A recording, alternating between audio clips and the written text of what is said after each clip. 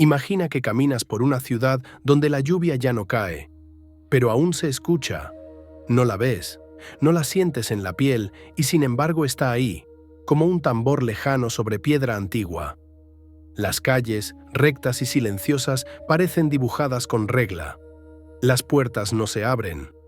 Las ventanas no miran a nadie. Y bajo tus pies, donde hoy solo hay polvo, hubo un secreto que ninguna otra gente de su era supo construir. Yo soy susurros del pasado y esta noche no vengo a contarte mitos ni fábulas para entretener la mente. Vengo a hablarte de finales reales, de civilizaciones que llegaron lejos, que tocaron la cima y que aún así se apagaron como una lámpara cuando falta el aire. Y lo peor no es que se fueran. Lo peor es que dejaron preguntas vivas, preguntas que no envejecen. Hubo ciudades capaces de llevar el agua sucia lejos de cada casa, como si la higiene fuera una ley sagrada. Hubo pueblos que levantaron montículos enormes en tierras inesperadas. Hubo islas donde el orgullo talló gigantes de piedra mientras el bosque desaparecía. Y hubo imperios que creyeron dominar la selva, la lluvia y el tiempo, hasta que la naturaleza les recordó algo simple. La grandeza no es una muralla. Esta noche, antes de que el sueño te alcance, vamos a seguir rastros, ruidos de pasos que ya no existen, huellas que nadie terminó de explicar.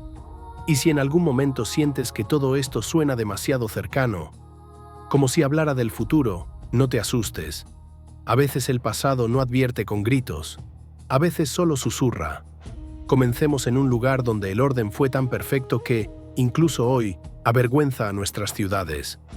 El valle donde el agua obedecía, imagina una urbe de hace 5000 años. Pero no una urbe improvisada, hecha de callejones torcidos y caos. Imagina una ciudad que parece pensada por una mente fría y exacta. Calles que se cruzan en ángulos rectos. Casas levantadas con ladrillos cocidos, todos del mismo tamaño, como si cada bloque fuera parte de un mismo juramento. Y luego, imagina lo imposible. Bajo esas calles, un sistema subterráneo de desagüe.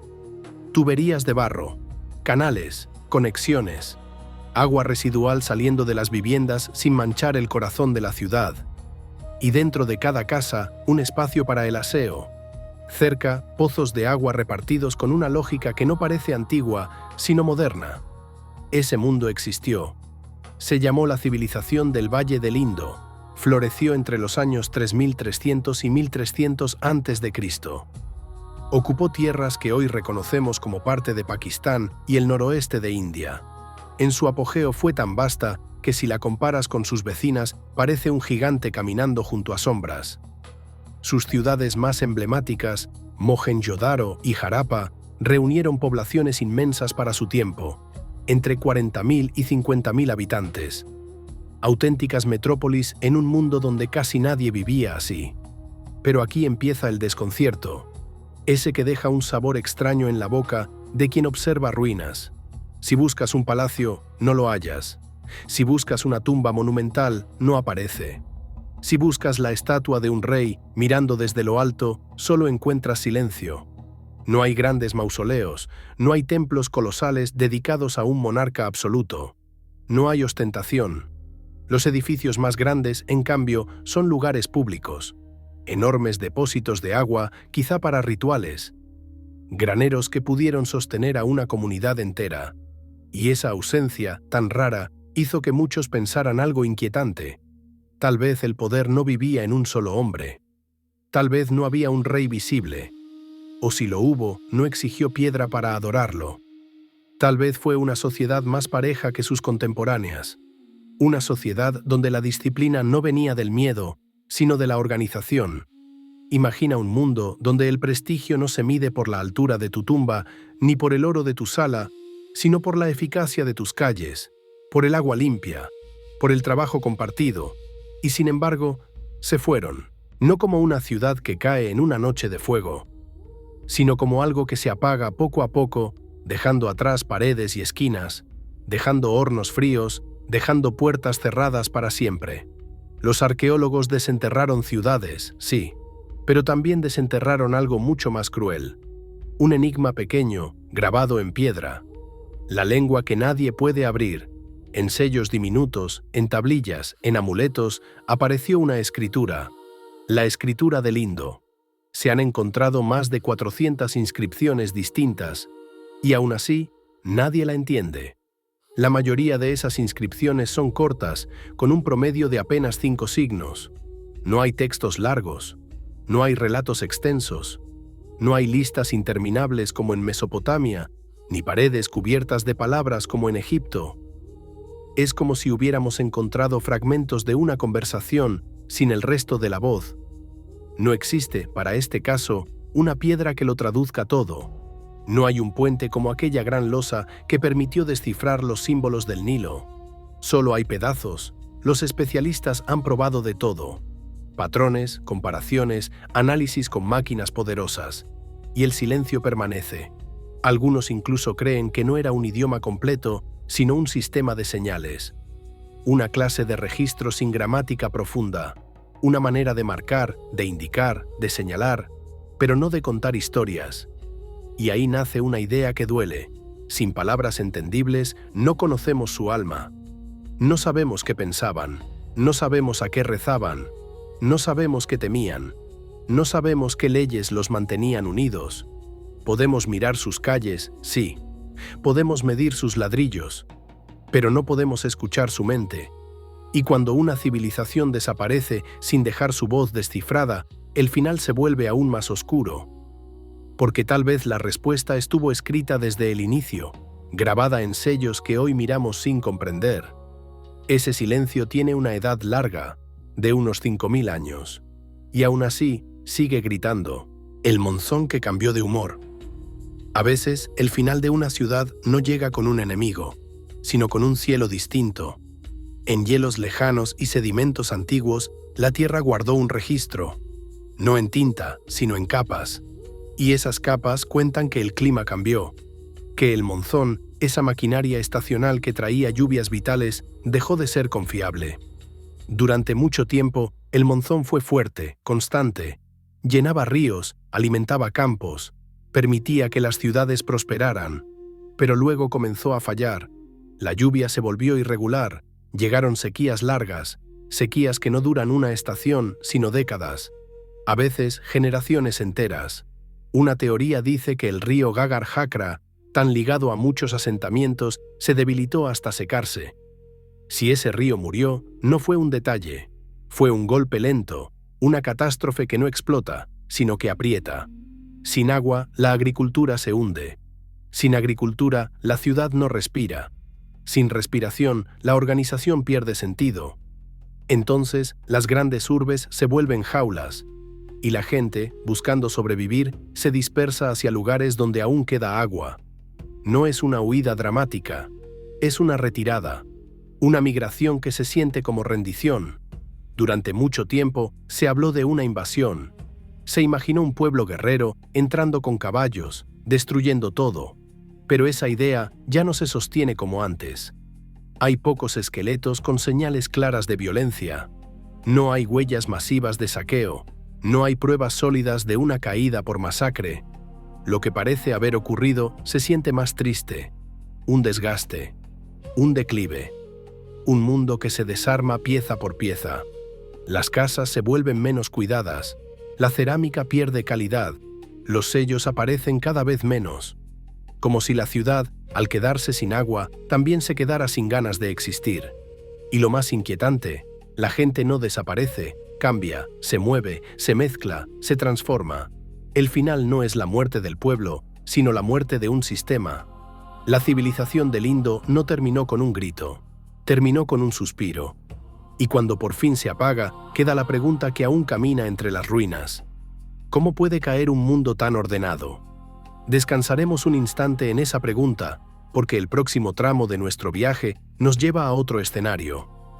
Un mundo de bronce, de palacios fortificados, de reyes guerreros. Un mundo que sí dejó escritura legible, y aún así no pudo salvarse. En la siguiente parte, cruzaremos hacia las ciudadelas de Grecia, donde los héroes no alcanzaron a defender su propio hogar. De la piedra armada de los micénicos pasamos a una piedra distinta, la piedra decorada, la piedra que no se levanta para resistir un asedio, sino para sostener patios, escaleras, pasillos, frescos. Cruzamos hacia Creta, hacia la civilización minoica, ese mundo que parece haber vivido con una seguridad extraña, como si la guerra fuera un rumor de tierras lejanas. Sus palacios no tenían grandes murallas. No había fosos ni torres vigilando el horizonte. No porque fueran ingenuos, sino porque su fuerza estaba en otro lugar. Su poder estaba en el mar, en las velas, en el comercio, en esa capacidad de convertir rutas marítimas en arterias de riqueza. Vendían aceite, cerámica, bienes finos, y mientras en otras regiones el honor se medía por el combate, aquí el arte parecía medir la vida. Los muros estaban cubiertos de delfines, de escenas de naturaleza, de ceremonias, de jóvenes que saltaban sobre toros como si desafiar el peligro fuese parte de una danza. El toro, una figura constante, se volvió símbolo, obsesión, centro. No es extraño que siglos después otras voces imaginaran un monstruo con cabeza de toro y cuerpo humano, encerrado en un laberinto. El monstruo quizá nunca existió, pero el laberinto sí encontró su forma en la piedra. El palacio de Cnosos era eso, un laberinto de habitaciones y corredores, un organismo de arquitectura viva. Su complejidad pudo haber sembrado la leyenda, y aún así, todo ese refinamiento, toda esa riqueza, esa aparente paz, terminó debilitándose hasta dejar espacio para otra cosa. Porque incluso un mundo que domina el mar no puede dominar lo que hay bajo el mar. A unos kilómetros al norte de Creta, en una isla que hoy llamamos Santorini, una montaña dormida empezó a despertar. Nadie en los palacios podía negociar con ella. Nadie podía sobornarla con oro. Y cuando finalmente habló, lo hizo con una voz que no se parece a ninguna otra. La erupción fue una de las mayores que la humanidad haya presenciado, tan grande que los cálculos modernos la comparan con una fuerza muchas veces superior a la de otros desastres célebres. El cielo se oscureció. Una columna de ceniza subió hasta alturas imposibles. La ceniza viajó lejos, ensuciando el aire, alterando el mar, dañando cosechas. El tráfico marítimo se volvió incierto. La normalidad, esa que parecía eterna, comenzó a parecer un lujo. Pero el golpe más brutal no fue la ceniza. La isla, al vaciarse, colapsó. Y ese colapso empujó el mar como se empuja una puerta gigantesca. Un tsunami avanzó con una energía difícil de imaginar en un Mediterráneo que casi nunca conoce ese tipo de furia.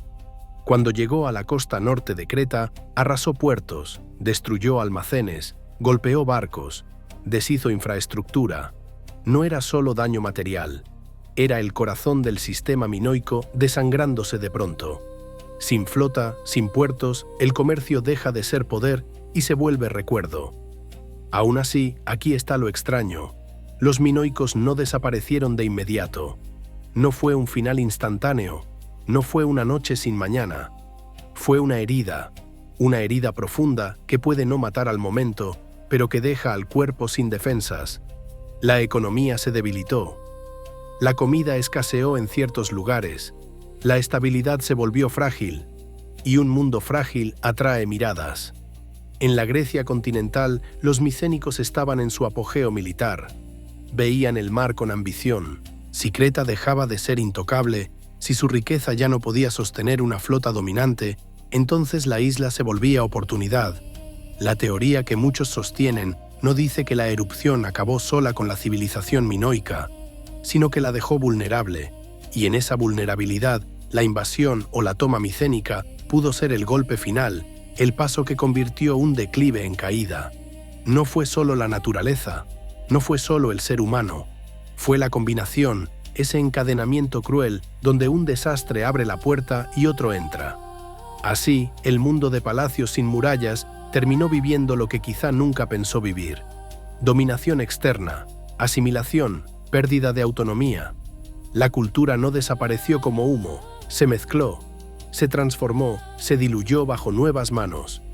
El laberinto siguió allí, pero ya no era el centro de un poder propio. Y mientras ese eco se apaga, cruzamos a otro continente, a un paisaje que no tiene mármol ni mar azul, sino humedad, pantano, selva. Un lugar donde la piedra volvió a hablar, pero no en forma de palacios, sino en forma de rostros gigantes. En la costa del Golfo de México, en un mundo de ríos que cambian y tierras que se inundan, surgió una cultura que muchos consideran madre de Mesoamérica: los olmecas. Imagínalos trabajando con una paciencia que parece imposible. No tenían ruedas ni animales de carga como los que otros mundos conocieron. Y aún así, movieron bloques enormes desde canteras lejanas para tallar cabezas colosales. Rostros de piedra, cada uno distinto, con tocados, con expresiones propias, como si la roca hubiera aprendido a guardar identidades. Algunas miradas parecen tensas, otras quietas. Cada una es un retrato, no un simple símbolo. Esas cabezas no solo muestran fuerza, muestran organización, muestran mando, muestran que alguien pudo ordenar a muchos durante mucho tiempo. Y no es lo único. Trabajaron el jade con una delicadeza que parece contradecir el entorno áspero. Crearon figurillas, máscaras, objetos rituales. Dejaron señales de juego de pelota, de centros ceremoniales, de montículos enormes de tierra. Incluso aparece una posibilidad inquietante. Un bloque con signos, un conjunto de símbolos que algunos ven como una de las escrituras más antiguas del continente. Encendieron una chispa, y esa chispa se expandió hacia culturas posteriores. Pero sus grandes centros, San Lorenzo, La Venta, terminaron abandonados. Y aquí el misterio no es solo que se fueran, sino que, antes de irse, parecieron hacer algo con su propia memoria.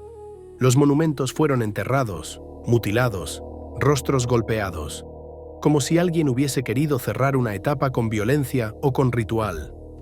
Y ahí el pasado se divide en dos interpretaciones que se miran sin reconciliarse. Una dice que fue un entierro ceremonial, una despedida religiosa, que la piedra guardaba poder, que la imagen del gobernante debía devolverse a la tierra como se devuelve un cuerpo, que la mutilación no era odio, sino liberación de una fuerza espiritual, una sepultura simbólica.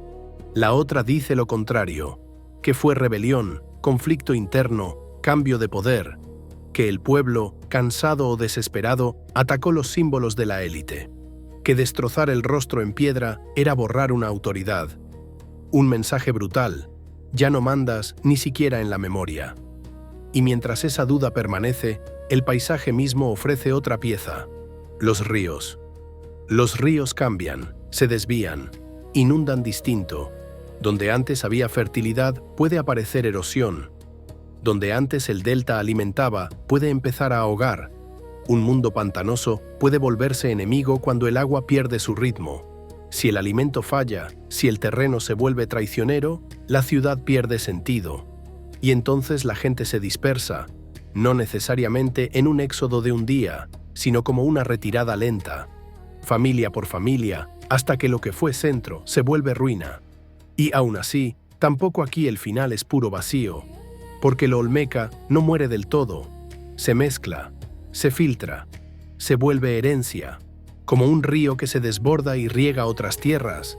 El juego de pelota, ciertas formas rituales, estilos artísticos, ideas de poder, continúan en civilizaciones que vendrán después. Así terminan algunos mundos, no cayendo en un abismo, sino disolviéndose en otros. Ahora, desde esa selva húmeda, avanzamos hacia otra selva, pero distinta. Una selva que esconde torres escalonadas y calendarios del cielo. Una selva donde el tiempo fue contado con exactitud y aún así, un día dejó de contarse. Entramos en la península de Yucatán como quien entra en una respiración espesa. Verde sobre verde, raíces que aprietan la piedra, mosquitos como pequeñas agujas del aire, y de pronto, elevándose por encima de la copa de los árboles, aparecen las formas que no deberían existir en ese silencio. Escalinatas, templos, plazas, estelas, como si la selva hubiera intentado tragarse una ciudad, y la ciudad, antes de desaparecer, hubiese dejado sus dientes al descubierto. Los mayas del período clásico alcanzaron su esplendor entre los años 250 y 900 después de Cristo. No fueron un imperio unificado, no fueron una sola voz. Eran muchas ciudades-estado, cada una con su propio rey, su propia élite, su propio orgullo. Tikal, Palenque, Copán, nombres que hoy suenan lejanos, pero que una vez fueron centros de poder, de ceremonia, de cálculo, de guerra. Su grandeza no residía solo en la piedra, residía en la mente. Miraron el cielo como si fuera un texto que debía leerse sin error. Podían predecir eclipses, conocían ciclos, afinaron calendarios con una precisión que todavía incomoda a quien cree que lo antiguo es sinónimo de torpeza. Desarrollaron el concepto del cero y lo usaron con naturalidad, como si siempre hubiera estado allí, esperando. Pero la inteligencia no los hizo invulnerables, y el misterio maya es precisamente ese. Cómo una civilización capaz de dominar el tiempo terminó perdiendo el control sobre su propio presente. Los reyes mayas eran más que gobernantes, eran puentes vivos entre lo humano y lo sagrado. Se creía que sostenían el orden del mundo, que su sangre, ofrecida en ritual, podía abrir puertas hacia los ancestros y las fuerzas invisibles. La política y la religión no eran dos cosas separadas, eran una sola. El poder se justificaba con el cielo. Durante siglos ese sistema funcionó. Las estelas lo narran. Fechas, nombres, linajes, ceremonias. La piedra hablaba con seguridad, y luego, casi sin aviso para quien mira desde lejos, la piedra dejó de hablar. Alrededor del año 760 después de Cristo comienza un proceso que hoy llamamos el Gran Abandono del Sur.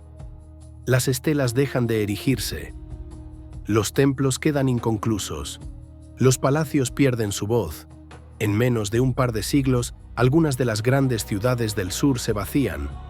No es que cada casa quede desierta de inmediato, sino que el corazón político, el núcleo de la élite, se deshace. Y la selva, que nunca duerme, hace el resto. Lo desconcertante es que no fue el final de todos los mayas. En el norte, otras ciudades prosperaron después. Chichén Itzá, Uxmal. Eso significa que no fue una desaparición total, sino un desplazamiento, una fractura, una retirada del poder hacia otra geografía, como si una parte del cuerpo se gangrenara mientras otra siguiera viva. Entonces, ¿qué se quebró?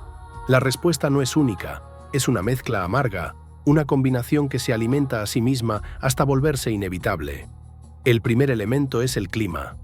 Estudios de sedimentos y registros naturales muestran sequías prolongadas en momentos críticos. No una sequía corta, sino una serie de periodos secos que golpearon el sistema agrícola. Y en una región donde la lluvia es la diferencia entre el alimento y el hambre, el agua se vuelve política. Sin cosechas, sin maíz suficiente, la ciudad no puede sostener población, ni rituales ni construcción. Pero el hambre rara vez camina sola. El hambre trae conflicto. Las inscripciones, que antes celebraban linajes y ceremonias, empiezan a registrar con más frecuencia victorias militares, capturas, sometimientos. La competencia entre ciudades crece. La guerra, que siempre estuvo presente, se intensifica cuando los recursos se vuelven más escasos. Las rutas comerciales se vuelven peligrosas. La producción se interrumpe. Los campos se abandonan por miedo o por falta de mano de obra. Y entonces aparece una grieta final, la más silenciosa. La fe. La élite dependía de una promesa. Nosotros aseguramos la prosperidad. Nosotros hablamos con las fuerzas invisibles. Nosotros traemos lluvia, orden, continuidad. Pero si la sequía se prolonga y la guerra devora lo que queda, esa promesa se vuelve sospechosa. En un intento por sostener su autoridad, los gobernantes pudieron exigir más trabajo, más tributo, más sacrificios, más construcción. Pero la gente hambrienta no puede sostener eternamente un teatro sagrado que no produce resultados. Cuando el cielo no responde, el rey pierde su aura. Y cuando el rey pierde su aura, el sistema entero se tambalea, porque todo estaba amarrado a esa idea. El colapso maya del sur no fue la muerte de su pueblo. Fue la muerte de una estructura política y religiosa que ya no podía justificarse frente a la realidad. Las ciudades se vuelven insostenibles. La gente se reagrupa en comunidades más pequeñas. Los centros monumentales quedan como cáscaras vacías. Y la selva, paciente, se los traga sin prisa. Dejamos ese verde denso y nos movemos a otro mundo donde el agua también fue el eje de la vida, pero no en forma de lluvia sobre maíz, sino en forma de ingeniería. Canales, embalses, redes enormes para domar el monzón. una civilización que levantó templos capaces de parecer eternos. En Camboya, el imperio Jemer convirtió el paisaje en mecanismo. Su capital, Angkor, sostuvo a una población inmensa gracias a una red hidráulica compleja. No solo construían templos, construían control, recolectaban agua del monzón para la estación seca, alimentaban arrozales, sostenían un poder central basado en una figura crucial, el Rey Dios.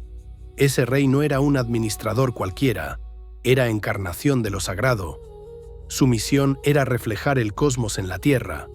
Por eso los templos eran montañas de piedra, imágenes del mundo ordenado. Angkor Wat, el símbolo más conocido, no era solo un edificio, era un argumento. Aquí manda un poder que se cree alineado con el universo. Y aún así, Angkor fue abandonada. No de golpe, sino como se abandona una casa demasiado grande cuando el techo empieza a caer y nadie tiene fuerzas para repararlo. Las investigaciones sugieren un patrón climático volátil. Sequías largas seguidas de lluvias extremas. El sistema hidráulico, diseñado para un equilibrio delicado, sufre. Las sequías vacían embalses.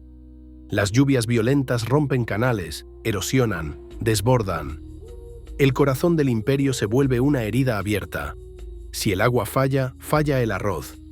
Si falla el arroz, falla la estabilidad. Al mismo tiempo, llegan presiones humanas, invasiones, conflictos con reinos vecinos, especialmente el poder siamés de Ayutthaya. Angkor es saqueada en el año 1431 después de Cristo, no necesariamente como final absoluto, pero sí como golpe que marca un cambio de centro. Y, como si eso no bastara, el mundo espiritual también cambia. Una nueva forma de budismo gana terreno, una que no requiere templos gigantes ni rituales costosos para sostener el poder del Rey Dios. Si la fe ya no necesita esa arquitectura, entonces la arquitectura deja de ser necesaria para gobernar. El poder se desplaza hacia el sur, hacia zonas más útiles para nuevas rutas comerciales. Angkor queda atrás, preservada a medias por monjes, devorada a medias por la selva. La civilización no muere, se transforma. Pero la capital, ese cuerpo monumental, queda como un cadáver hermoso cubierto de raíces. Y ahora, después de ver cómo la sequía y el exceso de lluvia pueden desarmar ciudades enteras, nos iremos a un punto diminuto en el mapa, un lugar donde el límite no fue el monzón ni el comercio, sino la madera. Un lugar donde la ambición tuvo forma de estatua y el bosque tuvo fin. Imagina el océano como una llanura infinita. No hay caminos, no hay señales, solo agua y viento, y la idea obstinada de que en algún lugar existe tierra. Un grupo de navegantes polinesios se lanza a esa inmensidad en canoas, siguiendo corrientes, aves, estrellas. No saben si llegarán, solo saben que quedarse también es una forma de morir. Y entonces aparece una isla, pequeña, aislada, casi imposible. Un lugar con clima amable, suelo fértil y, lo más importante, árboles. Palmeras grandes, madera suficiente para casas, herramientas, fuego y sobre todo para canoas nuevas. Porque sin canoas, una isla deja de ser puerto y se vuelve prisión. Allí nació Rapa Nui, la isla que otros llamarían Pascua. Vivieron en aislamiento durante más de 1000 años, sin contacto regular con el resto del mundo, sin rescates, sin llegada de ayuda si algo salía mal. En un lugar así, cada decisión es definitiva, y aún así construyeron lo imposible. Su civilización se volvió inseparable de una imagen: los Moai, estatuas gigantes, talladas en piedra volcánica, con rostros serios mirando hacia el interior. No eran adornos, eran ancestros, eran poder, eran promesa. Se creía que el mana, una fuerza espiritual, fluía a través de esas figuras y protegía a los clanes. Daba fertilidad, abundancia, prestigio. La sociedad se dividía en clanes que competían por levantar el Moai más grande. Era una competencia religiosa y política a la vez. El honor se medía en altura, en peso, en esfuerzo, en capacidad de mover lo inmovible. La cantera de Rano Raraku era el corazón de esa obsesión. Allí, los artesanos tallaban la roca con herramientas de obsidiana. Un moai podía exigir años de trabajo, pero el verdadero misterio era el traslado, mover esas moles por distancias largas sin ruedas, sin animales de carga, cuerdas, palancas, troncos. Algunos creen que los hacían caminar con balanceos controlados, como si la piedra obedeciera al ritmo humano. Y aquí está la tragedia. Para moverlos, para construir, para cocinar, para todo, hacía falta madera. Mucha. En una isla pequeña, la madera no se renueva al ritmo de la ambición. La teoría más aceptada sobre el colapso Rapa Nui es una palabra fría para un desastre íntimo. Deforestación total.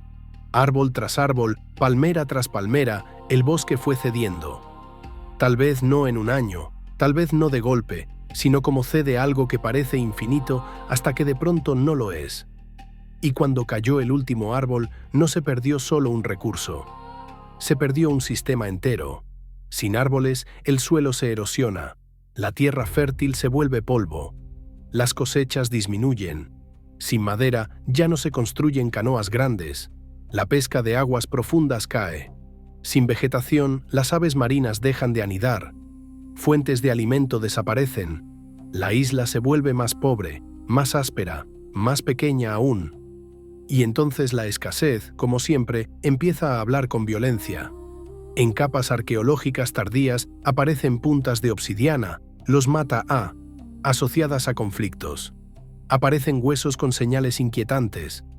Se habla de guerras tribales, se habla de hambre, se habla incluso de canibalismo en ciertos momentos, no como mito fácil, sino como posibilidad que emerge cuando el límite se rompe. Y el símbolo central de la fe también cae. Los moai son derribados. No uno, no dos, sino muchos. Como si los clanes, en su desesperación, hubieran decidido destruir aquello que antes sostenía su mundo. Cuando una creencia deja de funcionar, cuando el mana ya no trae alimento, la piedra deja de ser protección y se convierte en insulto. Es un final que asusta porque no depende de un enemigo externo, depende de una isla cerrada, de recursos finitos, de decisiones acumuladas. Es una tragedia donde el escenario no cambia, y por eso cada error se queda para siempre. La llegada de europeos en siglos posteriores trajo enfermedades y esclavitud, acelerando la caída de una sociedad ya herida. Pero el corazón del colapso parece anterior: la pérdida del bosque, la pérdida de canoas, la pérdida de equilibrio. Rapa Nui es una lección dura. Incluso una cultura capaz de mover gigantes puede desmoronarse si corta el último árbol sin pensar en el mañana. Ahora, después de una catástrofe lenta hecha por manos humanas, viajamos a un final distinto. Un final instantáneo, un día sellado con ceniza. No es un misterio, porque el suelo lo guardó todo como un archivo intacto. Dos ciudades romanas que quedaron congeladas en su último aliento: Pompeya y Herculano. En el año 79 después de Cristo, a la sombra del Vesubio, vivían como si la montaña fuera solo paisaje. Pompeya, bulliciosa, comercial, con calles llenas de tiendas, tabernas, mercados. Herculano, más pequeña y más rica, con villas lujosas mirando al mar. Tenían baños públicos, foros, anfiteatros. Tenían grafitis en paredes con insultos, poemas, propaganda. Un mundo cotidiano preservado en piedra y cal. Pero la gente no sabía lo que miraba cuando miraba al Vesubio. No entendían que esa montaña era un cuerpo dormido con fuego adentro. El día señalado llegó. El cielo se oscureció. Una columna de ceniza y rocas se elevó. Cayó piedra pómez como si fuera lluvia sólida. Techos colapsaron, calles se llenaron, gente corrió, gente se escondió. En Pompeya, muchos murieron asfixiados, atrapados, enterrados. Herculano, al principio, creyó tener suerte porque el viento llevó parte del material en otra dirección, pero luego llegaron los flujos piroclásticos, avalanchas de gas y ceniza supercaliente bajando con velocidad brutal. Allí la muerte fue instantánea. El calor no dio tiempo a entender. Las ciudades quedaron sepultadas bajo metros de material volcánico, y esa sepultura, cruel, también fue conservación. Siglos después, al desenterrarlas, apareció un mundo entero. Panes, vasijas, frescos, muebles, Y los moldes de los cuerpos, esas formas humanas atrapadas en el último gesto, no como símbolo, sino como verdad. Pompeya y Herculano nos enseñan otra clase de fragilidad, no la del desgaste lento, sino la de la confianza. Vivían al lado del peligro sin reconocerlo. La civilización más organizada del mundo antiguo no pudo hacer nada cuando el volcán decidió hablar, y desde ese fuego saltaremos hacia otro escenario inesperado, el corazón de América del Norte, donde una ciudad de tierra alcanzó tamaño de metrópoli y aún así se vació. Un lugar donde la grandeza no tuvo mármol ni escritura, pero sí montículos enormes y una población que pareció imposible para su época. Mientras en Europa se levantaban catedrales y las campanas empezaban a ordenar las horas, en el corazón de lo que hoy llamamos Estados Unidos existió una ciudad que no encaja con la imagen que muchos imaginan del pasado norteamericano. No era un campamento, no era una aldea dispersa. Fue una metrópolis de tierra. Se llamó Cahokia. En su apogeo, alrededor del año 1100 después de Cristo, pudo albergar entre 10.000 y 20.000 personas. Para su tiempo, eso era enorme.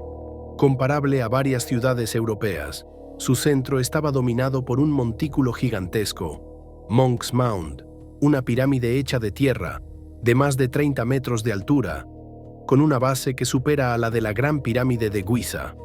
No era un capricho, era poder materializado, un punto alto desde el que mirar y ser visto.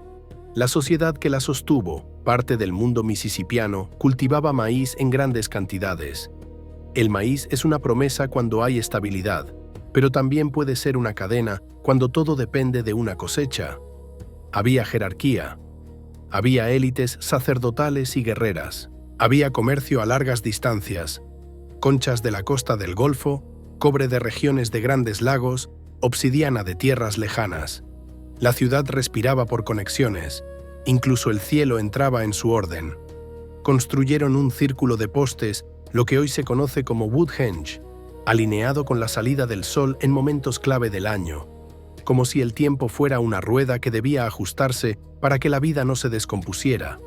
Y aún así, a comienzos del siglo que contaríamos como el 14º, Cahokia empezó a vaciarse, no con una explosión, no con una sola noche de fuego.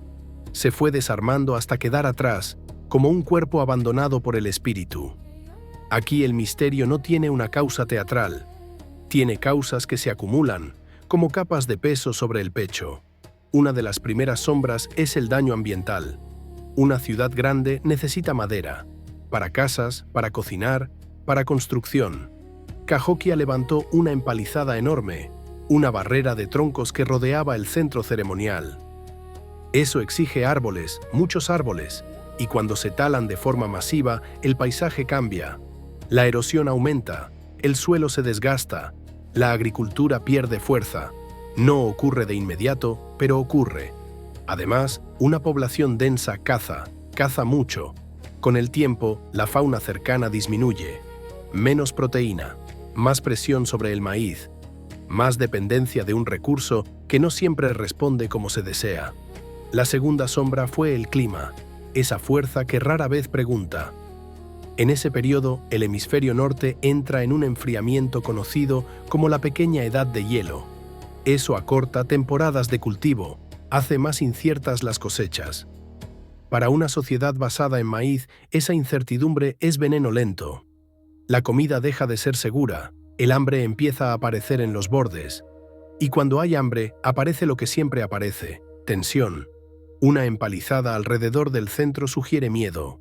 Miedo a amenazas externas, sí, pero también miedo interno, miedo a la fractura. Si la élite ya no puede garantizar abundancia, pierde legitimidad. Y cuando pierde legitimidad, la ciudad deja de ser hogar y se vuelve carga. La gente empieza a irse. No todos al mismo tiempo, sino como agua que se filtra. Grupos pequeños, familias, comunidades, buscando lugares donde la vida sea menos pesada. Cahokia no fue necesariamente destruida por una batalla decisiva. Parece más probable que se deshiciera porque el modelo urbano dejó de funcionar. La gente siguió existiendo, solo que dispersa, reorganizada en asentamientos más sostenibles. De la ciudad de tierra pasamos a la piedra del desierto.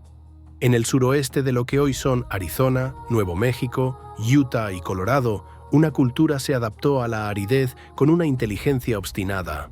Los ancestrales pueblo, a quienes durante mucho tiempo se llamó Anasazi, construyeron pueblos de piedra, algunos enormes, y viviendas en acantilados que parecen imposibles, encajadas en paredes verticales como nidos humanos.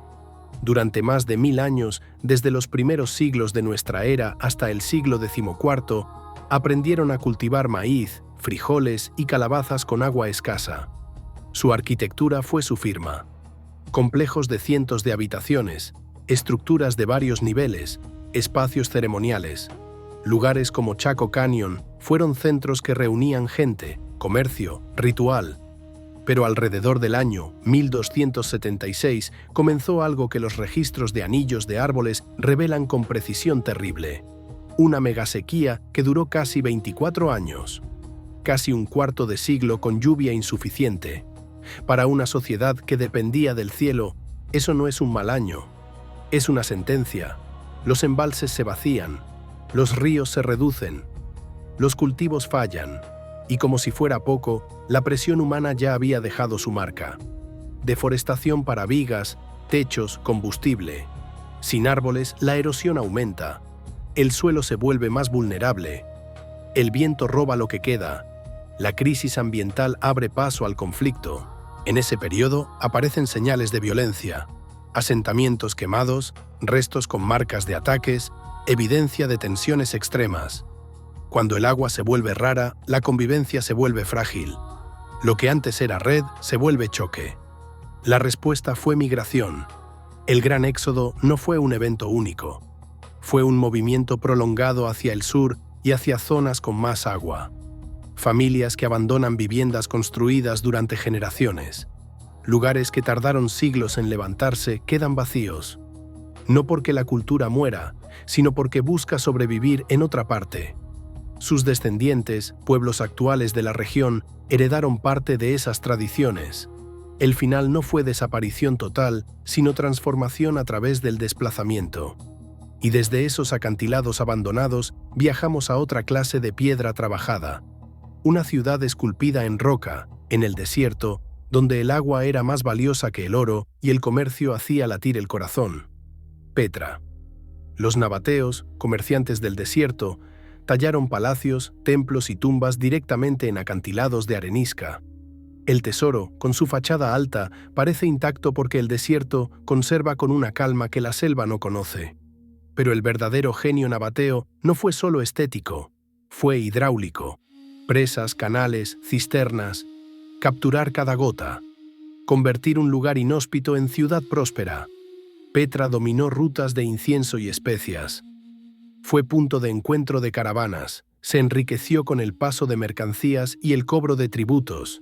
Su posición estratégica era su destino. Hasta que el mundo cambió de ruta. Roma, aprendiendo los vientos del monzón, impulsó el comercio marítimo. El mar se volvió camino más rápido y más barato que el desierto. Las caravanas perdieron peso. El oro que pasaba por Petra empezó a desviarse hacia puertos. Y cuando una ciudad vive de ser paso obligado, dejar de serlo es como perder el corazón. Luego llega el golpe político. En el año 106 después de Cristo, Roma anexa el reino nabateo. Petra pierde autonomía. Se vuelve una ciudad más dentro de una estructura inmensa, sin el centro de poder propio que la había sostenido. Y finalmente, la tierra tiembla. Petra sufre terremotos a lo largo de su historia, pero uno particularmente fuerte, en el año 363 después de Cristo, daña edificios y sobre todo rompe infraestructura hidráulica. Sin un poder local fuerte, con economía ya debilitada, reparar se vuelve difícil. La gente se marcha, lenta, buscando otros centros, otras aguas, otros mercados. Petra no fue asesinada en una noche, fue quedando atrás, volviéndose innecesaria. Una civilización puede morir también así, no por derrota total, sino por obsolescencia. Y mientras Petra se silencia en el desierto, nos acercamos a una isla del Mediterráneo donde miles de torres de piedra siguen en pie, pero sin una historia escrita que las explique del todo. Un mundo que no cayó con cataclismo, sino que fue perdiendo identidad hasta mezclarse con otros. En el Mediterráneo existe una isla donde la piedra se multiplica.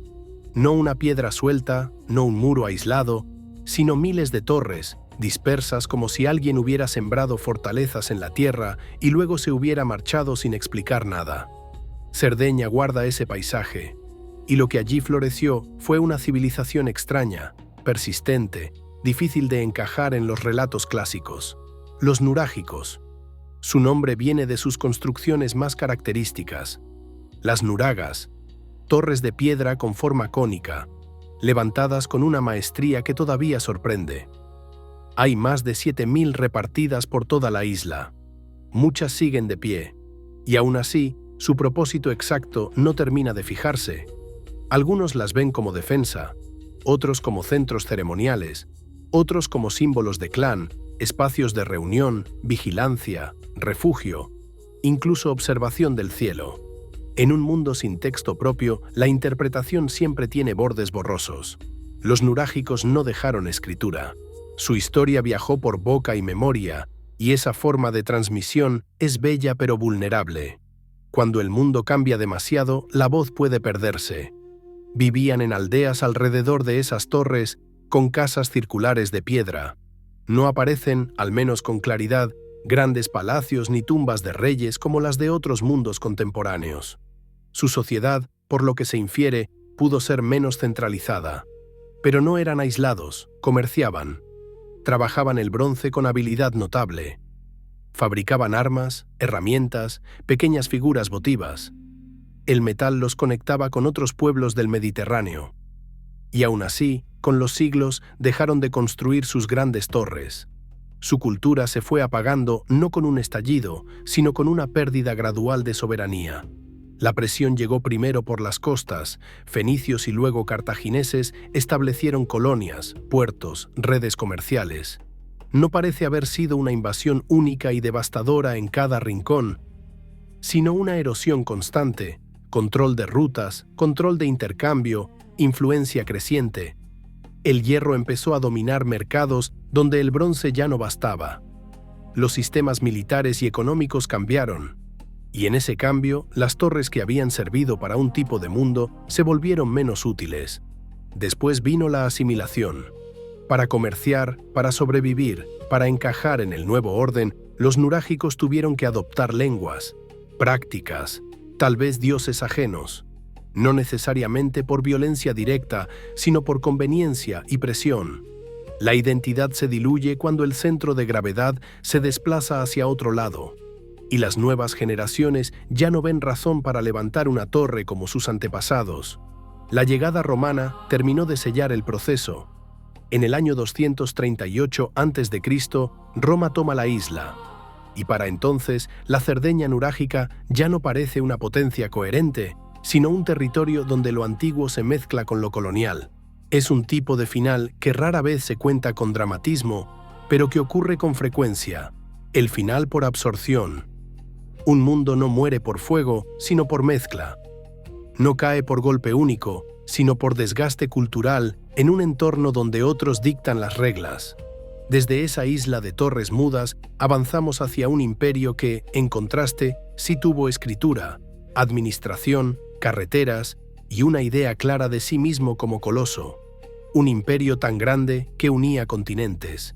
Y sin embargo, su final tuvo nombre propio, como si la historia quisiera simplificar lo complejo en la figura de un solo hombre, el Imperio Aqueménida. Surgió alrededor del año 550 a.C. Se extendió desde regiones cercanas a los Balcanes hasta el Valle del Indo. Fue la primera superpotencia del mundo, no solo por tamaño, sino por método. Su grandeza no dependía únicamente de espadas, sino de administración, carreteras, mensajeros, provincias organizadas, tolerancia cultural, permitir que pueblos conquistados conservaran costumbres, lenguas, dioses, una política que para su tiempo parecía casi un hechizo de estabilidad. Persépolis, su corazón ceremonial, era un símbolo tallado en piedra. Relieves de delegaciones llevando tributos, escaleras que parecen diseñadas para procesiones, salas de audiencias que proclamaban unidad. No era solo una ciudad, Era una declaración. Y aún así, este coloso no se deshizo lentamente como otros. Fue derribado. Alejandro de Macedonia llegó con una forma de guerra rápida, disciplinada, concentrada. En Isos y luego en Gaugamela, las fuerzas persas, enormes, no lograron convertir su número en victoria. La falange macedonia, la caballería bien dirigida, la decisión de atacar puntos clave rompieron lo que parecía irrompible. Darío huyó, y en un sistema imperial, la huida del rey es más que un hecho militar. Es una grieta simbólica que se abre en el centro. En el año 330 a.C., Persépolis arde. La ciudad ceremonial es incendiada.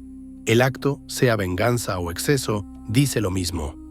La idea del imperio ha sido herida en su rostro más visible. El imperio político cae rápido, pero la cultura persa no desaparece. Y esa es otra lección. Una estructura de poder puede derrumbarse mientras la identidad persiste, se adapta, influye. Alejandro no borró Persia, en parte la absorbió, la integró, la mezcló con lo griego. De esa mezcla nació el mundo helenístico. Así terminan algunos colosos, derrotados por un enemigo externo, pero sobrevivientes en el plano cultural, como un río que cambia de cauce sin secarse. Y ahora, después de tanto poder, de tanta caída, volvemos a un punto que une todas estas historias. La sensación de que la civilización, por sólida que parezca, cuelga de hilos delgados. A veces el hilo es agua, a veces es comercio, a veces es fe, a veces es bosque, a veces es un solo hombre con un ejército disciplinado. En la siguiente parte reuniremos los ecos. Veremos cómo estos finales, tan distintos, comparten un mismo pulso. Y lo haremos regresando a esa pregunta que siempre vuelve, como lluvia imaginaria sobre piedra vacía. ¿Qué es lo que realmente sostiene a una civilización y qué la hace caer cuando nadie lo espera? A esta altura del camino, las ruinas ya no parecen lugares. Parecen advertencias. Cada civilización que tocamos tiene un rostro distinto, pero todas comparten algo. Creyeron durante un tiempo que su mundo era estable, que el orden era natural, que la abundancia era merecida, y cuando el cambio llegó, no preguntó si estaban listos. Si juntas las piezas, aparece un patrón que no se ve en una sola historia, pero sí en el conjunto. El Valle del Indo construyó ciudades donde el agua parecía domesticada. Pero cuando el monzón se volvió errático y los ríos cambiaron, la estructura urbana dejó de ser sostenible. No hubo un enemigo claro, no hubo un final cinematográfico. Hubo abandono, dispersión, transformación. El silencio de su escritura, todavía indescifrable, se convirtió en una segunda muerte, la muerte de su voz. Los micénicos, con sus palacios y su burocracia, dependían de un sistema central. Cuando las rutas del bronce se rompieron y el Mediterráneo entró en crisis, ese centro quedó expuesto. Terremotos, ataques, tensiones internas. Basta con que una pieza falle para que el orden rígido se convierta en fragilidad. Y cuando el sistema cae, la escritura desaparece con él. No porque nadie sepa escribir de un día para otro, sino porque ya no existe la maquinaria que exige escribir. Los minoicos vivieron de la belleza y del mar. No levantaron murallas porque su defensa era la prosperidad y la distancia. Pero la erupción y el mar elevado en forma de ola destruyeron puertos y flota. Un poder marítimo sin barcos es un cuerpo sin piernas. A partir de ahí, la vulnerabilidad atrajo dominio externo. La naturaleza no siempre mata. A veces abre la puerta para que otro lo haga. Los olmecas nos enseñan otro tipo de final, el que se esconde detrás de los símbolos. Cuando una civilización entierra o mutila sus propios monumentos, algo profundo se ha quebrado. Puede ser ritual, puede ser rebelión, puede ser ambas cosas mezcladas. Puede ser el modo en que una sociedad intenta cerrar una era cuando ya no puede sostenerla. Y al mismo tiempo, el paisaje cambia. Ríos que se desvían, tierras que se vuelven menos fiables. Cuando el entorno deja de cooperar, la fe en los líderes se vuelve frágil. Los mayas del sur, tan capaces de leer el cielo, no pudieron obligar a llover. Sequías, guerra intensificada, crisis de legitimidad. Cuando la élite promete control sobre fuerzas naturales y luego falla, la gente deja de creer. Y cuando la gente deja de creer, la ciudad monumental se vuelve escenario vacío. El abandono no siempre es derrota. A veces es una renuncia colectiva a un sistema que ya no funciona. El Imperio Hemer, con su red hidráulica gigantesca, muestra una ironía cruel. Cuanto más complejo el sistema, más sensible es al desequilibrio. Sequías largas y lluvias violentas pueden romper la infraestructura y volverla inútil. La ingeniería, si depende de un clima estable, también depende de la suerte. Y cuando a eso se suman guerras externas y cambios religiosos, el centro se desplaza. Los templos quedan, pero el poder ya no vive allí. Rapa Nui revela un límite aún más simple: recursos finitos. Sin bosque, sin canoas, sin suelo fértil, la sociedad se fractura. La guerra aparece, la fe se rompe, las estatuas caen. En una isla aislada no hay margen. El entorno no perdona. Pompeya y Herculano recuerdan que a veces no hay proceso largo. A veces hay un solo día. La civilización puede ser sofisticada y aún así ignorar un peligro latente. Un volcán no negocia, solo actúa. Cahokia muestra el desgaste de una ciudad demasiado grande para su entorno. Presión sobre madera, suelo, caza. Luego clima más frío. Luego tensiones. La gente se va, no necesariamente por exterminio, sino por supervivencia. La ciudad deja de ser solución y se vuelve problema. Los ancestrales pueblos, empujados por sequía prolongada, erosión y conflicto, migran. Y en esa migración hay dolor, pero también inteligencia. Abandonar piedra para salvar vida. Sus estructuras quedaron vacías, pero su cultura siguió respirando en descendientes que adaptaron tradiciones. Petra, en cambio, cayó por obsolescencia. Cuando cambian las rutas comerciales, cambia el corazón de una ciudad. Cuando se pierde autonomía política y luego se rompe infraestructura vital, lo que queda es un lugar hermoso sin razón de ser. Los nurágicos se desvanecen por absorción cultural y presión externa gradual. Y los persas aqueménidas caen por derrota militar rápida, pero su cultura persiste porque las ideas no se queman tan fácil como los palacios. Si escuchas bien, la lección común no es que toda civilización termina igual.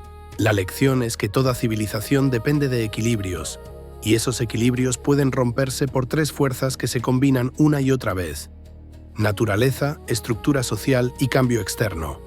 La naturaleza no siempre destruye con espectacularidad. A veces solo quita lluvia, o cambia el curso de un río, o enfría una estación, o seca un bosque, y eso basta.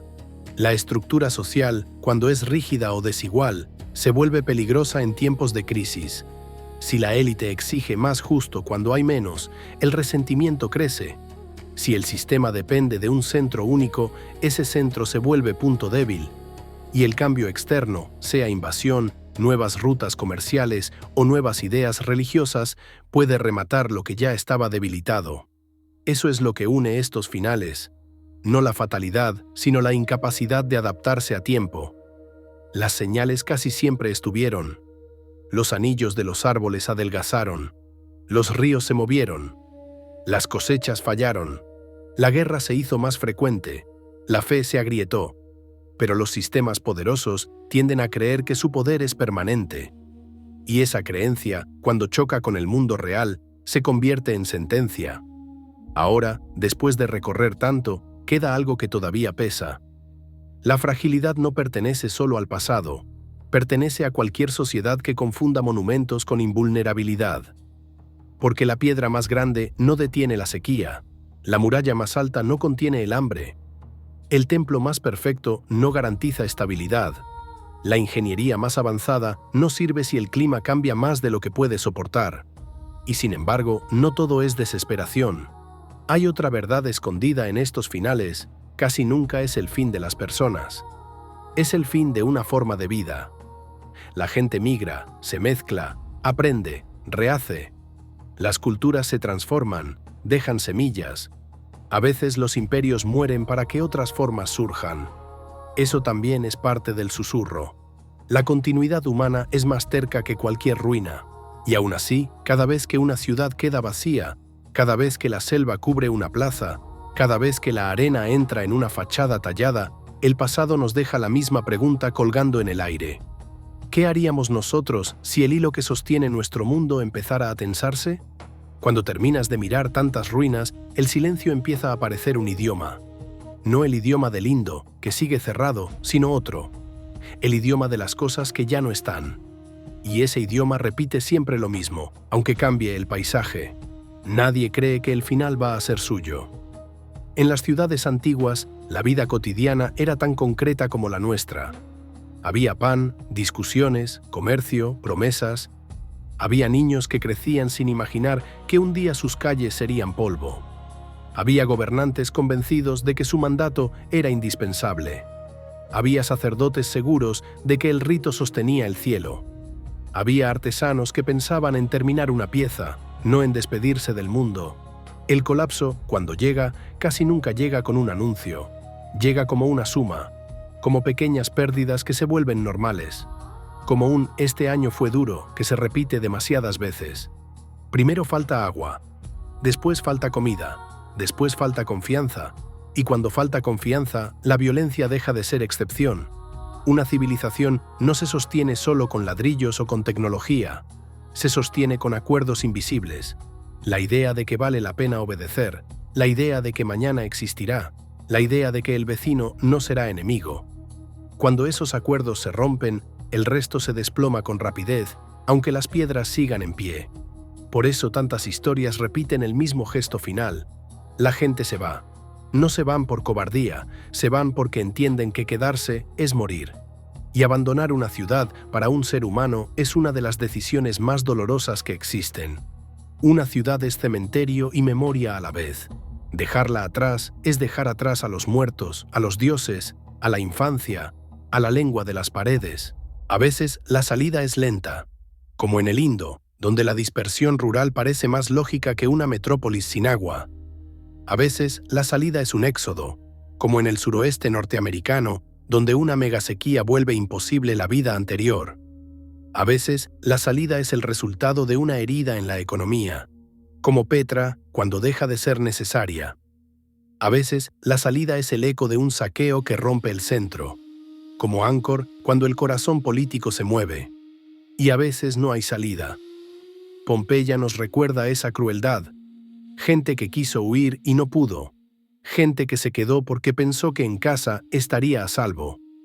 Gente que no entendió el tiempo exacto del desastre. La naturaleza, cuando decide, no respeta planes humanos. Pero incluso cuando hay salida, queda otra pregunta, más íntima. ¿Qué hace la gente cuando ya no cree? Rapa Nui respondió derribando Moai. Los olmecas quizá enterraron rostros. En muchas culturas, cuando el sistema se rompe, los símbolos se vuelven enemigos. Es como si destruir la imagen fuera una forma de vengarse del fracaso. Una forma de decir, ya no necesito tu promesa. Eso puede sonar extremo, pero es profundamente humano. Porque cuando una sociedad ha construido su identidad alrededor de un relato, el rey Dios, el ancestro protector, la ciudad eterna, y ese relato se desploma, el vacío es insoportable. Entonces se buscan culpables. Se busca un gesto final que haga sentir control. Derribar una estatua puede ser ese gesto. Lo inquietante es que esos gestos se repiten en épocas distintas. Cambian las herramientas, cambia la ropa, cambia la lengua. Pero el impulso es el mismo. Si el pasado susurra una lección común, no es solo «cuida el entorno» o «evita la guerra». Es algo más delicado. Ningún sistema puede sostenerse si pierde legitimidad en medio del sufrimiento. Los mayas del sur podían ser brillantes, pero si la élite pedía más trabajo mientras el pueblo pasaba hambre, el sistema se volvía insoportable. Los micénicos podían tener murallas, pero si el palacio ya no podía distribuir recursos, la gente dejaba de ver sentido en el centro. Los reyes gemeres podían construir templos para el cosmos, pero si el agua fallaba y la guerra llegaba, la idea del rey Dios se desgastaba como piedra bajo lluvia. La legitimidad es un hilo, y ese hilo, cuando se corta, no se remienda fácil. También hay otra verdad que aparece si miras con paciencia. Muchas civilizaciones no mueren por una sola causa, sino por encadenamiento. La sequía no solo trae hambre, trae migración. La migración trae conflictos por territorio. Esos conflictos rompen comercio. El comercio roto impide reparar infraestructura. La infraestructura rota empeora la crisis. Y así, lo que empezó como clima termina como guerra, lo que empezó como economía termina como religión, lo que empezó como política termina como abandono. El colapso es una reacción en cadena, y cuando la cadena se acelera, todo parece inevitable en retrospectiva. Pero para quienes vivieron allí, nada era inevitable. Era confuso. Era improvisación constante. Era miedo. A veces imagino esa última noche en una gran ciudad antigua, no como un acto dramático, sino como algo cotidiano. Alguien guarda un objeto pensando que volverá mañana. Alguien cierra una puerta sin despedirse. Alguien apaga el fuego. Nadie dice, este es el final. Porque el ser humano está hecho para imaginar continuidad, incluso cuando todo se rompe. Y ahora, después de recorrer estas sombras, quiero acercarme a una idea que casi nunca se dice con claridad. El progreso técnico puede acelerar la caída. No porque el progreso sea malo, sino porque permite sostener poblaciones más grandes y estructuras más complejas. Eso crea dependencia. Dependencia de rutas, de clima estable, de un sistema central. Cuanto más eficiente es un sistema, más vulnerable puede volverse ante cambios bruscos, porque no tiene margen. Un equilibrio perfecto es hermoso, pero también es delicado. El Indo necesitó monzones relativamente fiables para mantener sus grandes centros. Angkor necesitó un patrón de lluvia dentro de ciertos límites para que su red funcionara. Cahokia necesitó madera y suelo en buen estado para sostener densidad urbana. Rapa Nui necesitó bosque para mantener movilidad y alimento. Cuando el equilibrio se rompió, la complejidad no fue salvación, fue peso. Y aún así, hay esperanza en el hecho de que casi siempre hubo adaptación.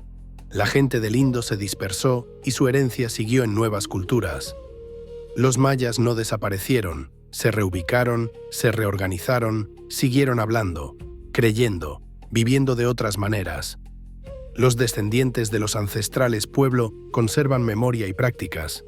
Incluso la cultura persa siguió influyendo después de perder su imperio. La historia, entonces, no es una colección de muertes, sino de metamorfosis. Lo que muere es la forma. Lo que cambia es el centro. Lo que persiste es la necesidad humana de construir sentido, aunque sea sobre ruinas. Y esa necesidad, la más antigua de todas, es la que me trae aquí, noche tras noche, a hablarte en voz baja. Porque escuchar estos finales no es solo mirar atrás, es reconocer que la fragilidad no es un defecto del pasado, es parte de lo humano. Hay una imagen que vuelve en casi todas estas historias, la ciudad vacía, no como ruina turística, no como fotografía bonita, sino como ausencia real. Una plaza donde ya no hay mercado, un templo donde ya no hay cantos, una calle donde el polvo ocupa el lugar de las voces. Y lo que más duele de esa imagen es que la piedra no explica. La piedra no te dice si fue miedo o cansancio. No te dice si fue una decisión tomada en consejo o un goteo de familias marchándose sin hablar. No te dice si el último que cerró una puerta sabía que era el último. Por eso el pasado es tan inquietante. Porque incluso con toda nuestra ciencia, seguimos escuchando sin entender del todo. A veces pienso en la escritura del Indo como símbolo perfecto de esa impotencia. Tantas marcas encontradas, tantas piezas, y aún así no hay una frase que nos diga «nos quedamos sin agua», o «nos peleamos», o «nos fuimos hacia el este». Solo signos, solo silencio. Y ese silencio nos obliga a mirar otras evidencias. Sedimentos, hielo, ruinas, huesos, cerámica. Es un trabajo de reconstrucción, casi como armar un rostro con sombras. Pero incluso cuando hay escritura legible, el misterio no desaparece por completo. Las tablillas micénicas hablan de raciones, de listas, de control. Y sin embargo no dicen, mañana caerá el palacio. No registran el miedo, registran el funcionamiento justo antes de que deje de funcionar. La burocracia escribe como si el mundo fuera eterno. La burocracia es mala para predecir finales. Lo mismo ocurre con muchas civilizaciones. El registro histórico suele ser la voz del poder, y el poder raras veces escribe su propia caída con honestidad. A veces porque no la ve venir. a veces porque se niega a aceptarla, a veces porque admitir debilidad es acelerar el derrumbe. Entonces quedan los indicios involuntarios, una disminución en calidad de materiales, cambios en dieta detectados en huesos, signos de violencia, huellas de incendios, abandono de obras inconclusas. La historia, en esos momentos, se vuelve ciencia forense. Pero hay otro nivel, más difícil de medir, el nivel emocional colectivo. ¿Qué siente una población cuando el cielo se niega a dar lluvia durante demasiado tiempo? ¿Qué siente un agricultor cuando el río que conoció de niño se vuelve una línea seca? ¿Qué siente una familia cuando la ciudad que prometía protección se transforma en objetivo de ataques? ¿Qué siente un creyente cuando el ritual ya no trae respuesta?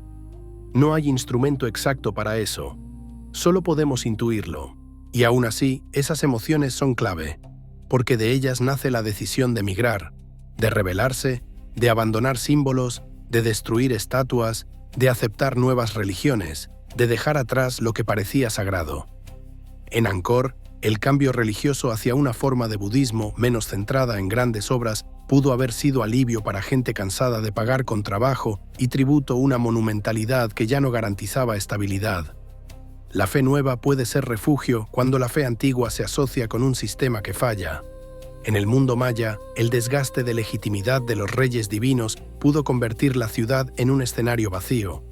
No porque la gente dejara de tener espiritualidad, sino porque dejó de creer en esa forma específica de autoridad sagrada. En Rapa Nui, derribar Moai pudo ser tanto guerra como desesperación religiosa. Si el ancestro no protege, ¿para qué seguir cargándolo sobre la espalda del hambre? Y ese punto nos lleva a algo incómodo. El ser humano no destruye solo por maldad. A veces destruye por necesidad simbólica, porque necesita que el mundo tenga sentido incluso en el caos. Si el dios no responde, se derriba su estatua. Si el rey no protege, se quema su palacio. Si el monumento representa una época de abuso, se ent, pero no lo es. Algunas civilizaciones construyeron monumentos para siempre y fueron tragadas por la selva.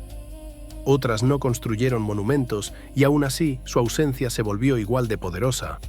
El Indo casi no dejó grandes estatuas de reyes, y sin embargo su desaparición es uno de los misterios más persistentes. Su grandeza estaba en lo funcional, no en lo ostentoso. Eso no la salvó. Los nurágicos dejaron miles de torres, pero sin escritura. La piedra se multiplica y aún así no alcanza para contar una historia completa. El monumento es presencia, pero no explicación. Pompeya dejó explicación en yeso y ceniza. Un final claro, un instante preservado. Y aún así, lo que sentimos al ver esos moldes no es alivio por resolver el misterio, es inquietud por reconocer la vulnerabilidad total. Hay un punto, además, que se repite con crueldad. Muchas caídas ocurren cuando la civilización está en alto nivel de complejidad. No caen en la pobreza extrema. Caen cuando han acumulado población, cuando tienen obras, cuando tienen redes. Y eso sugiere una paradoja. Crecer demasiado puede acercar el borde, no por castigo moral, sino por matemáticas del entorno. Más población exige más agua, más alimento, más madera, más estabilidad. Si el entorno se altera, el margen de error se reduce. La complejidad se vuelve hambre rápida. Cahokia con su densidad urbana. Angkor con su red hidráulica gigantesca. Ciudades mayas con presión agrícola y política. Rapa Nui con recursos limitados. Todas muestran que una civilización puede parecer invencible justo cuando está más expuesta. Y sin embargo, también es cierto lo contrario. Algunas culturas resistieron siglos porque supieron mantenerse flexibles, adaptarse, moverse, evitar rigidez total. En muchos casos, la supervivencia vino de lo pequeño. Comunidades que se reorganizan, agricultura ajustada, nuevas rutas, nuevas creencias. Si hay una enseñanza que se asoma desde todas estas sombras, es que la adaptabilidad vale tanto como la grandeza. Tal vez más, porque el monumento es inmóvil y el mundo nunca lo es. Hay noches en las que el pasado se siente como un espejo oscuro. No muestra el rostro con claridad, pero devuelve una forma. Y esa forma, cuando la miras el tiempo suficiente, empieza a parecerte familiar. No porque estemos destinados a repetir todo, sino porque hay reglas viejas que siguen vigentes. El agua sigue siendo vital, el alimento sigue siendo vital, la confianza sigue siendo vital. Y cuando cualquiera de esas cosas se rompe, la sociedad cambia de forma con una rapidez que sorprende. Por eso, cuando hablamos de civilizaciones perdidas, lo que más importa no es la nostalgia por sus templos, sino el mecanismo de su fragilidad. Una ciudad puede tener calles perfectas y alcantarillado, pero si el clima deja de sostener el sistema agrícola, la perfección se convierte en decorado vacío. Una ciudad puede tener murallas enormes, pero si no tiene acceso a metales y rutas comerciales estables, las armas se vuelven escasas y el prestigio militar se transforma en hambre. Un imperio puede tener reyes que se creen sagrados, pero si el agua no llega y la guerra no termina, esa sacralidad se agrieta. Y cuando se agrieta, ocurre algo que pocas veces se dice en voz alta. El poder se queda sin historia. No porque no exista pasado, sino porque se rompe la continuidad que lo vuelve comprensible. La élite se va. El escriba deja de escribir. El artesano cambia de oficio. El sacerdote cambia de Dios o se queda sin altar. La gente sigue viviendo, pero ya no vive del mismo modo. Y para quien mira siglos después, ese cambio se ve como desaparición. En realidad, muchas desapariciones fueron transformaciones. Los mayas del sur abandonaron grandes centros, pero la cultura siguió en otras regiones. Los habitantes del Indo se dispersaron y se mezclaron con otros grupos. Los descendientes de los ancestrales pueblos conservaron memoria y prácticas. Incluso en el Mediterráneo, identidades antiguas se diluyeron para sobrevivir en un mundo dominado por potencias nuevas. El final de una civilización suele ser el final de su forma de organizar el mundo, no el final biológico de su gente. Pero esto no reduce la gravedad, porque perder una forma de vida es perder un universo, una manera de entender el tiempo, la muerte, el cielo, la autoridad, la belleza. Es una muerte cultural, aunque queden cuerpos. Y hay algo más. Las civilizaciones no solo caen por problemas materiales, caen también por historias que dejan de convencer. Si un rey afirma que su sangre trae lluvia y la lluvia no llega, la historia se rompe. Si una élite promete protección y la violencia entra, la historia se rompe. Si una ciudad se construye alrededor de rutas comerciales y esas rutas cambian, la historia se rompe. Si un pueblo cree que sus ancestros habitan estatuas y aún así pasa hambre, la historia se rompe. Una civilización es, en parte, un acuerdo narrativo. Creemos que esto funciona, creemos que esto vale, creemos que obedecer tiene sentido. Cuando esa creencia se vuelve insostenible, el colapso se acelera. Por eso los cambios religiosos suelen aparecer cerca de los finales. No porque la religión sea causa única, sino porque Enión cae porque su relato central, ser arteria comercial indispensable, deja de ser verdad. Y en ese punto se entiende algo duro. Los sistemas más rígidos suelen quebrarse más fuerte. La centralización palacial micénica fue eficiente, pero al caer el palacio, cae la red completa. El sistema hidráulico Yemer fue asombroso, pero al romperse su equilibrio, se vuelve ruina funcional. Las ciudades mayas del sur dependían de estructuras políticas y rituales complejas. Cuando se desploma la confianza, la maquinaria no puede sostenerse. La rigidez da poder, pero también da vulnerabilidad. Mientras tanto, los sistemas más distribuidos, más flexibles, suelen sobrevivir en fragmentos, comunidades pequeñas, redes menos monumentales, adaptaciones agrícolas, cambios de asentamiento. Es por eso que tantas veces la salvación fue dispersarse.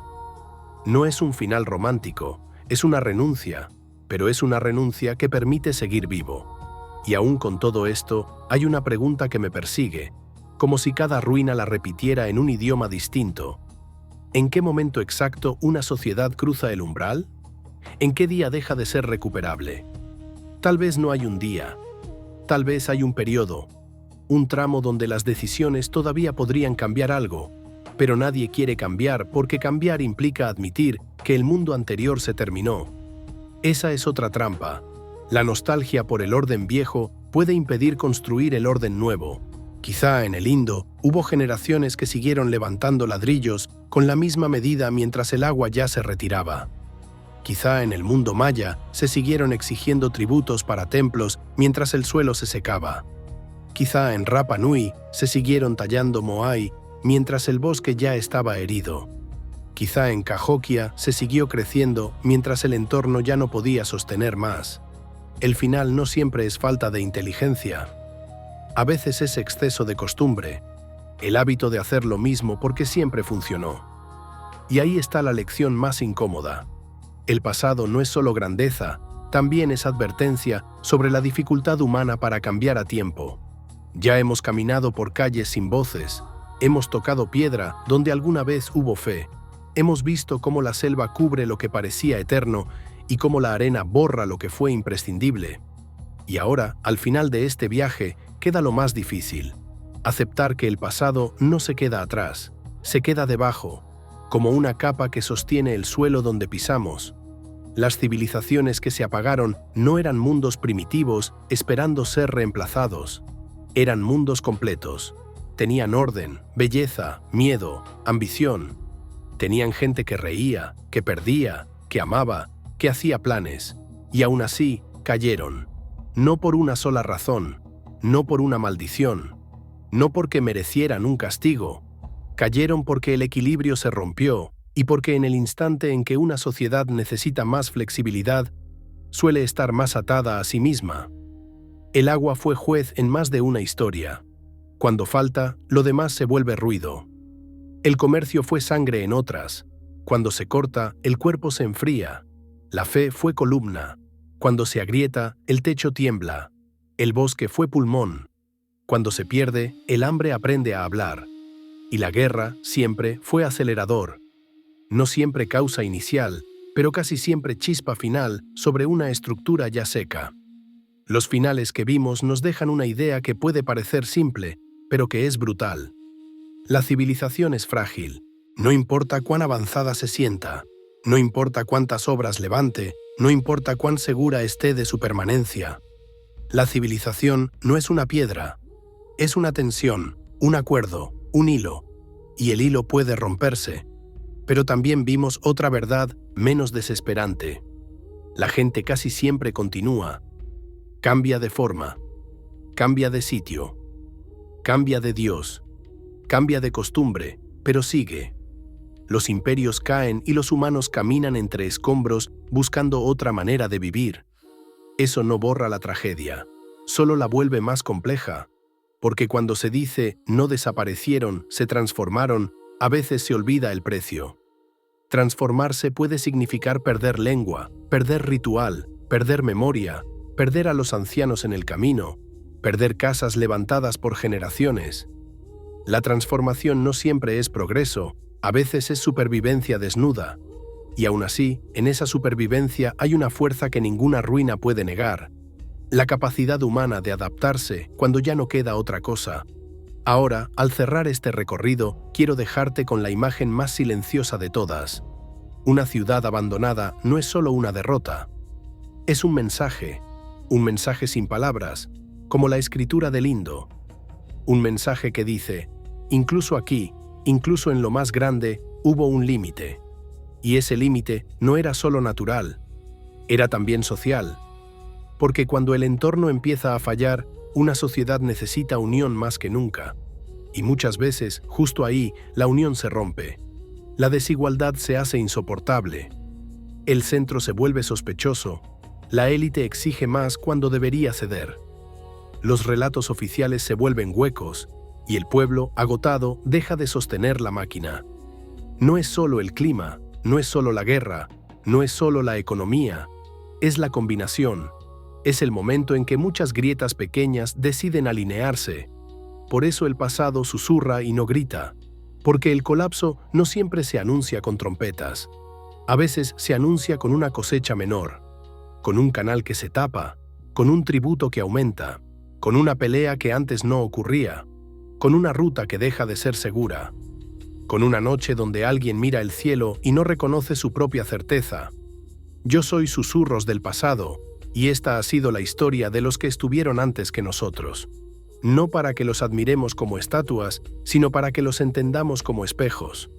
La grandeza técnica, Los templos enormes, los palacios, los calendarios, las torres, las cabezas de piedra, las estelas, las carreteras imperiales. Todo eso puede existir y aún así no evitar el fin de una forma de vida.